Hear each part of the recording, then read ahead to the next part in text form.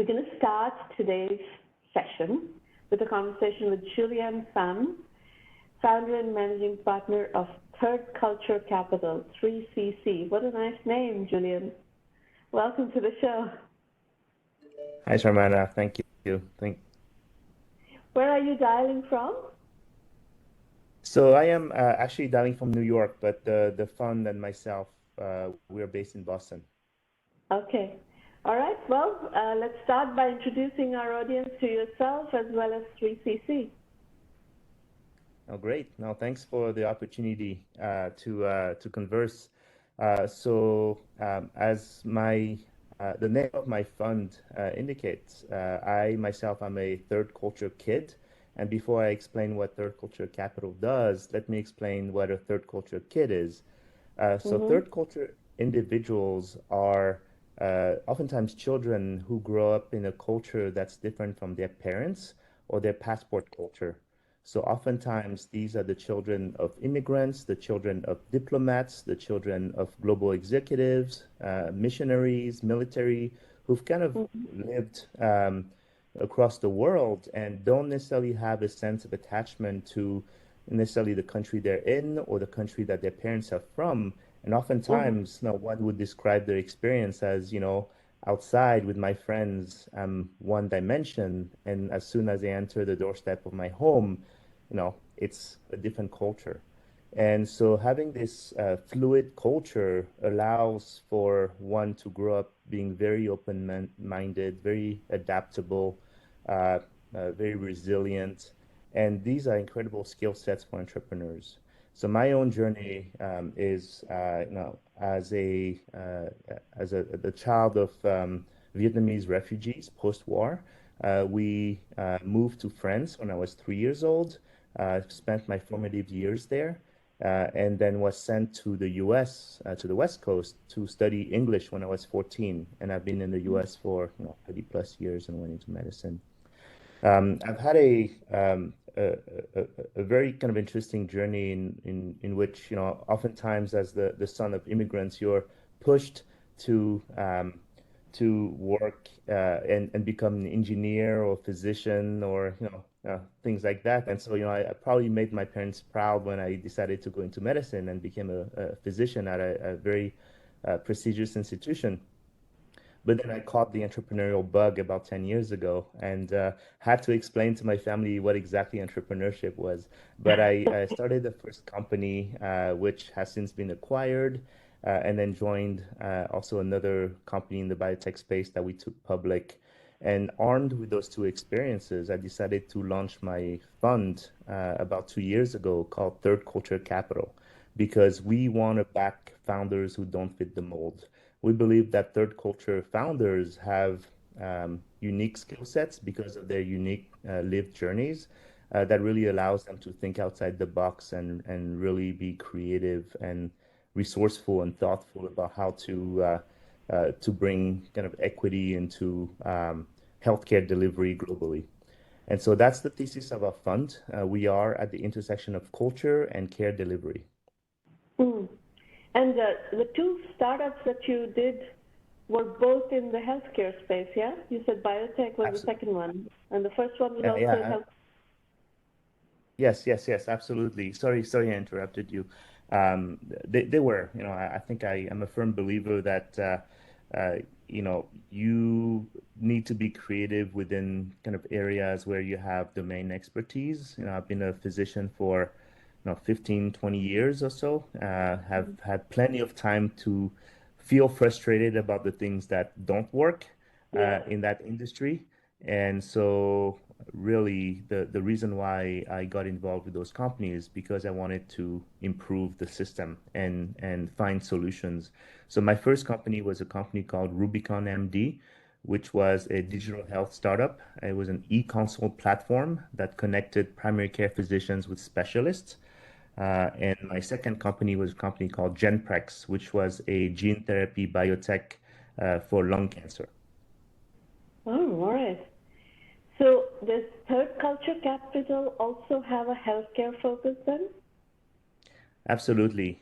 We invest across multiple sectors. So we are fairly sector agnostic. We will do early stage investments, and by early stage, I mean seed and pre-seed rounds in life sciences, in digital health, in tech-enabled services. We'll do devices, we'll do diagnostics, we'll look at things, but at the core, we really want to invest in solutions that are going to improve the human condition through care delivery. And for us, what that means is what we call the quadruple aim. So the quadruple aim is number one, does this solution improve outcomes for patients? Number two, does this solution reduce the cost of care delivery at the systems level? Number three and number four are, does this solution improve the experience of care for patients, but also for providers? And if a solution, regardless of its modality, whether it's AI, machine learning, or Yeah. drug delivery or whatnot, if that solution can meet those criteria, it is something that we would take a look at. And because I and my investment advisory committee are all clinicians, we look at things in a very nuanced way to try to wrap our heads around what that solution can mean and whether we think that that solution can actually improve care delivery at scale. Got it. And how big is the fund? So we're raising a $20 million fund. We've done a first closing early last year in 2021 that has allowed us to invest in 8 companies so far. About 70-75% of those have been software driven solutions, and the other 2 or 3 companies have been what I call substrate, and by substrate we mean biology or data. And so Okay. we are continuing to raise capital in order to invest in a portfolio of about 25 companies. And you said seed and pre-seed. What size checks are you writing? So the typical check we'd like to start with is 250,000, and we'll go up to about 1 million or so. We have the opportunity to partner with some of our LPs in order to to invest in kind of via larger checks. But generally speaking, we feel that oftentimes the types of entrepreneurs that we want to back, tend to be underfunded and overlooked, right? These are women founders, people of color, immigrant founders. And so giving them access to capital through small checks to get them going at an early stage is an important part of what 3CC does. Do they all need to be located in the United States? We are global by design, given the name of the fund, Third Culture. Yes, from a practical standpoint, it helps if a company is established in the US, but we've already, for example, made an investment in a company in France. We have looked at companies in Indonesia, in Africa, in Vietnam, and other countries, and are quite open to support those entrepreneurs. Very good. And let's now double click down on some of the companies that you've invested in 8 companies already. So pick a few and take us through what they are. And in particular, I want to understand how you found them or how they found you. And what is it about those companies specifically that made you write the checks? Yes, absolutely. So one company, one of the first companies, if not the first company that we invested in, was a company called Intus Care. The founder actually took a break from his undergraduate studies at Brown University with a few of his classmates to start a company that would look at predictive analytics for senior care. And he looked specifically at a small kind of beachhead market within senior care that very few people, have tried to address. What I liked about the company and about the founder is, number one, the founders were young, right? They were first-time entrepreneurs, but And I oftentimes joke with Robbie, who's the CEO. He was 22 years old at the time, and I used to tell him that, you are the only 22-year-old I know who's so passionate about senior care. And I think if you dig a little bit deeper, you really understand the reason why, right? And this is a little bit what 3CC does well, is to understand the the unique journey of the founder and what drives them to do what they're doing. Robbie grew up in a family where his mom was an executive within that senior care space, and through dinner talks and conversation, that's all he heard about. So kind of that kind of got infused in his head, and he became very passionate. I wouldn't say necessarily an expert, but he understood the vocabulary Yeah. and the lingo of the space. And as he kind of grew up and went to school and kind of gained that entrepreneurial excitement, he decided that he wanted to apply his energy and his passion to try to solve the problem that his mom had started, uh, exploring, decades ago. And so he brought a different way of thinking, using technology to simplify the process, to operationalize the process. So what Interscare does is it collects streams of data from kind of the operational data stream to clinical data streams to financial data streams for some of these senior community clinics, in a way. That's the easy way to describe that, and tries to find care pathways that will improve outcomes for these seniors and would kind of reduce the cost of care, such as avoiding rehospitalizations after a discharge, and et cetera, et cetera. And the idea of that particular niche market of senior care, the PACE model, is that the goal is to keep seniors within the community, right? And as you know, the more functional an elderly person is, the more likely they will live longer, right? If you Oh, put yeah. them in a nursing home, they'll be depressed, et cetera, et cetera. So the whole idea of the PACE model is that. And culturally speaking, I truly believe in that. And that's something that we see in other countries that has worked well. And so I believe that this is something that should exist in America if the right kind of parameters were there. And so I really believed in the mission and the dream that Robbie wanted to pursue. And so we backed him, and we invested in an early stage at a valuation of 5 million or so. We wrote a small check, and within 18 months, he has raised a Series A with Deerfield as the lead investor, at a valuation that is multiples of what we came in, and that in a very short amount of time. So What was in the that's company when they came to you? What was in the company? Did you Say that again. the concept, or was there something already in place? There was, no, usually we like it a little bit beyond concept. The value that we add to some of these early stage companies, sometimes they may be pre-revenue and sometimes they may be getting early revenue, is truly through our network and our know-how. We like to help them establish an advisory board with some of the healthcare insiders that are within our ecosystem. We like to make introductions to them to the right people so that they can scale quickly and gain some learnings about the space. So that company was generating a little bit of revenue. They had a product that they were improving. But I think that what Robbie had that was unique is an understanding of a very narrow beachhead market, and where he had an ability to establish rapport and relationships with some of these decision makers in that space. And we felt that that was an incredible advantage, and so that's what convinced us to invest. And how did Robbie find you, or you found Robbie?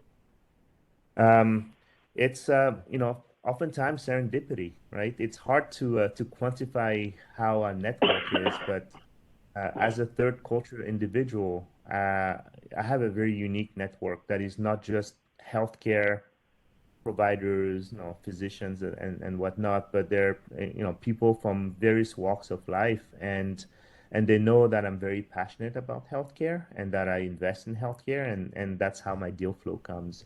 This particular connection was uh, um, through a consultant of theirs who, frankly, didn't know me very well, but kind of perhaps knew about our reputation and made the intro and uh, Well, I yeah. imagine just listening to you that you are probably reasonably well networked in the New England healthcare startup community and the investment community and the ecosystem around that. So kind of word gets around. Yeah, and I'd like to think so, Now, having been an entrepreneur myself, I think it's so wonderful when you are able um, to to raise what I call smart capital, right? To raise Absolutely. money from angel investors or early stage investors who truly understand your space, because that's incredible external validation. And we want to be able to build that kind of reputation as a clinically driven um, investment firm, so that when early stage companies come to us, they're like, wow, yes, we would take a check, but holy cow, what an incredible network of healthcare insiders. And, we can leverage your network and learn from you and have, someone from your network be an advisor or a board member. Like, we want to be known as that kind of firm. What is your analysis of the healthcare space? Where are the big opportunities? Like if you want to kind of provide your wish list out here to our community of entrepreneurs, asking for like, I want to invest in this, I want to invest in that, and these are the ones I think that are the opportunities of the future, the trends of the future. What would some of those be? Yeah. I have a very meta overview of healthcare, just because I understand kind of, the nuances of it. But I'll say that I think we live in an era where technology comes in easy, right? Yes, we can't yet send people to Mars and etc. We can't do teleportation or anything like that. But I mean, we've made some great achievements in technology, AI, machine learning, etc. over the past decade, and um, being able to apply this technology in order to accelerate, to catalyze how we provide care is going to transform our societies. And so I think the future of healthcare is going to be at the convergence of multiple disciplines, right? I think we used to, and if you look at it, even more traditional investment firms, when they say, "Oh yeah, we are a life sciences firm," or "We are a, health tech firm," et cetera, et cetera, they I think they're missing out on an opportunity to really look at technologies that are at the convergence of some of these disciplines and sectors. Mhm. Over the past few years, I've heard more and more of this notion of tech bio as opposed to biotech, right? Where the tech comes first. And we've invested in a company like that where they are using AI machine learning for drug discovery. And so the anecdote that I often tell is, if you've got two companies coming to you that are saying, yes, we use AI machine learning for drug discovery. If on one company, the founders are ex-Google, ex-Amazon, ex-Silicon Valley algorithm gurus who are like, we know how to do this. We've done it before. We now want to do it in an area that is going to have an impact on society or in the world. And therefore, Mhm. we're going to do that for drug discovery. That's a tech company, right? And if you've got a group of, Boston biotech veterans who are like, listen, we've been doing this for 30 years. We're so frustrated with the pace in which this does. There've got to be better tools to be able to get a drug out there to patients faster. Why don't we use AI machine learning? That's a biotech company, right? And not a Mm-hmm. tech bio company. But at the end, they're doing the same thing. They're leveraging technology in order to accelerate drug discovery and putting a drug out there. So for us, we're looking at the intersection of all of these sectors and disciplines. And I think that's going to be the future of healthcare. One particular area that we are very interested in is digital therapeutics, or this notion that you can prescribe an app that can be reimbursed in the same way that, similar to how, a drug would be reimbursed if a physician were to prescribe it.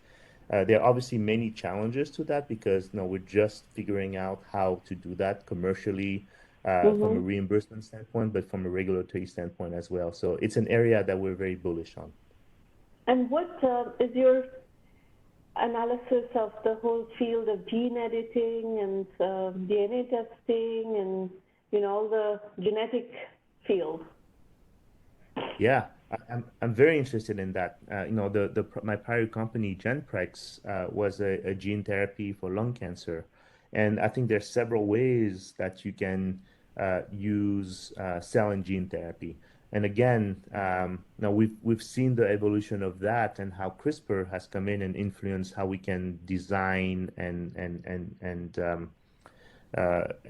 put some of these cell and gene therapies out there. But the challenge there, I think, remains not so much in the ideation and the biology behind the ideas, but in the execution and how can you produce some of the cell and gene therapy in a cost-efficient way.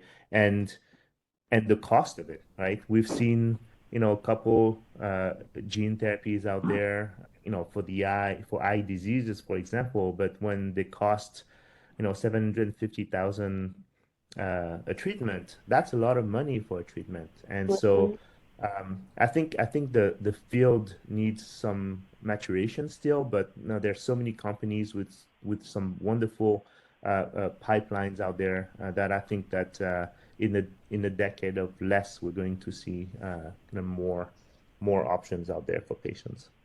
Julia, I want to ask one last question before we switch to the entrepreneur pitch session.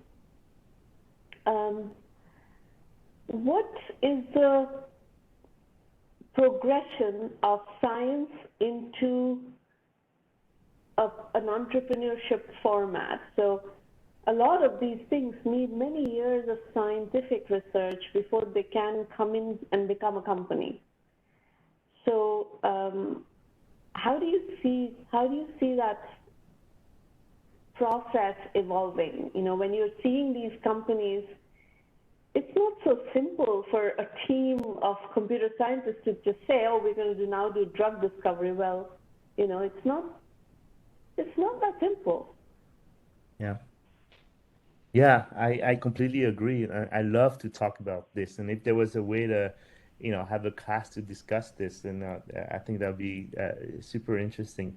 Um, I've put in a lot of thought about whether entrepreneurship is something that can be taught. There's just so much serendipity in how you build a company. I think that ultimately a good entrepreneur, it's a mindset, it's a personality. It's really uh, about someone who, has this propensity for building and taking the risk to build, dropping everything, quitting a job that is well paying because they have this absolute passion and confidence that they can make something work, right? That's what Yeah. it takes. And as far as how ideas get translated, I mean, in biology and life science, the notion of translational research has existed for decades, right? It's, how do you go from bench to bedside? And so ideas are easy. Biology, you can figure out, you can make work. And there are so many steps in between in order to get that biology to scale it up and to go from the petri dish to animals, which are in a way kind of an artificial model, right? I mean, we can cure cancer in mice, yeah, but the same drug you put in humans, it doesn't do the same. So, figuring out the path from cells to humans, is a convoluted journey, and it takes a team, and it really takes dedication to do that. And it does take a little bit of luck. I think if you hear the story behind Moderna, that has completely transformed how we, you know, our societies and the world. It's a serendipitous moment of people bumping into each other with an idea and saying, you know what, like maybe this works. This is completely like this goes against the dogma of biology as it is taught in textbooks. But if I see it with my own eyes and it works, and we are all scientists here, and we'll do the tests that we need, the experiments that we need to do to refute this idea and be skeptical about this idea. But each time this idea persists, then you know that you're onto something, and that's kind of taking that to and scaling it to the next hundreds of thousands of steps with the right people around you is what makes ideas into concrete solutions. So what is the synthesis of what you said when it comes to your own investment decisions? How far along does something need to be for you? Digital health is a little bit different, right? When it's workflow automation or data for managing patient welfare, that falls more in the healthcare IT space. But when it comes to science driving drug discovery and all of that stuff, it's a whole different ballgame, right? Yeah, no, absolutely. We are an opportunistic fund, right? The check sizes that we write for one solution will be different from the check sizes for another solution. We have to be stage appropriate, funding appropriate, and we just need to understand time horizons for the solutions. Obviously, a health IT solution may have an exit much sooner than a biotech deal. So, first and foremost, we are people focused. We are founder focused. We believe that genius knows no border, right? We want to see third culture individuals and their unique ways of thinking and how uniquely qualified they are. We want them to be able to make decisions that will impact societies across the globe. And whether those solutions exist in a predefined silo or whether they are a little bit unique and outside the box, we would favor things that are a little bit contrarian, because those are the ones that potentially could transform care delivery. But when you have a situation where there is many years of research ahead still, I mean many rounds of clinical trials, but even before that many rounds of research still unproven, would you invest in that? We have to be thoughtful. We have to diligence it appropriately. At the end of the day, structurally, as a VC fund, we need to see that there's a potential for an exit within a predetermined amount of time, right? Like the lifetime of a fund is about 10 years. Yes. So, if I have a 4-year investment period and I'm on year 3.5, I'm very unlikely to invest in an early biotech idea that will take 15 years or so for an exit, right? And so the timing of the investment, there's some external factors and boundaries and parameters that we have to look into. So that's why we can only be opportunistic and see kind of what are the best ideas and the best founders and then people that we can truly add value to in order to get them to successfully build something and exit something within a period of time. And in biotech, there is also, in life sciences, there's also the phenomenon of the drug companies buying companies, startups that are not all the way done, but are at certain earlier stages, but have some amount of proof points, and they tend to also buy companies, early stage companies, relatively early stage companies. Yes. So. Yeah. All right. Well, Julien, thank you very much for coming. It was very interesting talking to you, and we wish you all the best with your firm. Yeah. Thank you, Sharmana. All right. Take care. Bye. Yeah.